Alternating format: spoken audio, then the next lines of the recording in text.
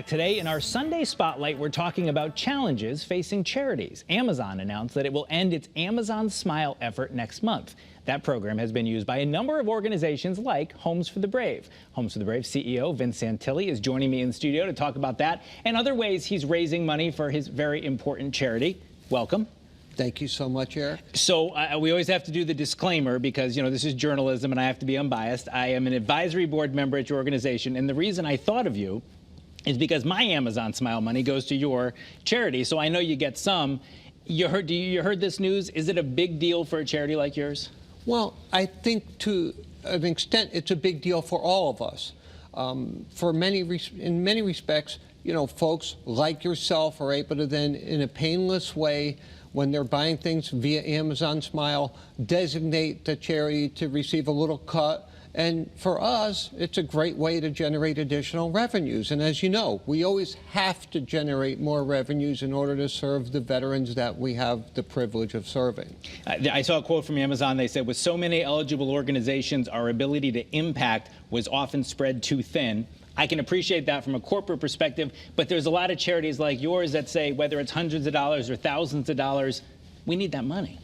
Well, you know, and in our case, it's not 5 figures, it's not quite 4 figures in a year. But at the same point, it all counts and it all helps. And in our case, our organization is growing. 1 year ago at this time, we had 3 facilities all in Bridgeport. Now we have 6, 2 of which are in West Haven, Connecticut. So a $3 million budget. So every bit counts, and we are always in the process of raising funds. And so, in a sense, we just have to replace that. Now, of course, Homes for the Brave, you've been a guest on here several times in the past, providing transitional housing, mostly to veterans who are homeless and need a boost and assist, a place to stay. And so I know you've talked about the growth in the facilities, but you've got a big project coming up at your main facility. Tell us about that. Oh, my goodness. We are thrilled because we knew we needed an elevator in that building. If you've seen one of our veterans trying to walk up 3 flights of stairs with a cane, or, you know, your heart's in your mouth when that's taking place. We've been delighted. We've received some funding from the VA, some funding from the state of Connecticut. Thank you, Governor Lamont. And this is now going to become a reality. We're putting an additional wing on the back of Homes for the Brave. Private rooms with their own restrooms. So 12 of those beds out of our 42 will now become private rooms, having their own restroom. That helps with infection control. That helps in so many respects, so our veterans can conduct telehealth appointments. And the coup de grace, that elevator that'll go from our basement, where much of our program is conducted, to our 3rd floor. I know we have a rendering of what it's going to look like when it's completed. A huge change, but certainly the need is there, and I think part of, you know, we can see everything that sort of juts out towards the viewer, that whole back half. The front half of the building is a former convent that's been there for 100 years. How long has it been there, Vince? Well, 1907. So, you know, the building is now 116 years old. It has served its purposes, and now we have the opportunity to serve veterans who are experiencing homelessness right there in the south end of Bridgeport. This building will be a statement when it's completed, which will be by the end of this year. And obviously a big change, and something that I'm sure a lot of the clientele, the people who are there with you who need that help, whether there's people in their 20s right up to people who are quite elderly, and that's going to be a big deal.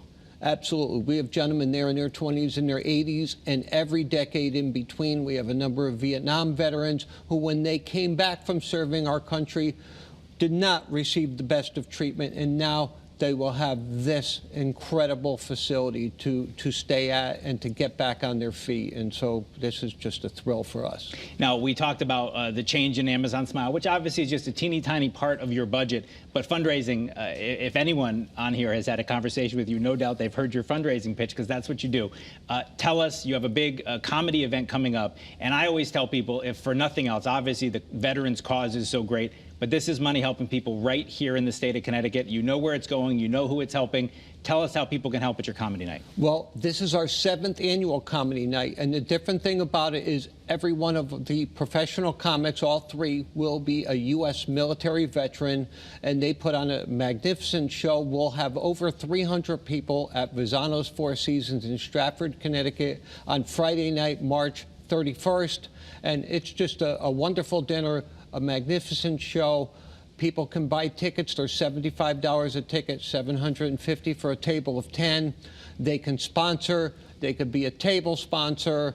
They could help in just so many ways. We will have over 300 people there that night. It will be a spectacular show. We believe we will raise over $50,000 to serve the veterans that have served all of us. Well, and I know I've been to the comedy show many times in the past, and to have that kind of hook of a veteran comic performing for so many veterans in the crowd, it's always so well received, and people have that little connection, and it means something to the participants, I think. Not just that, but to the comics themselves that are pros, that are performing everywhere, but when they come out for this particular show, they say this is just special.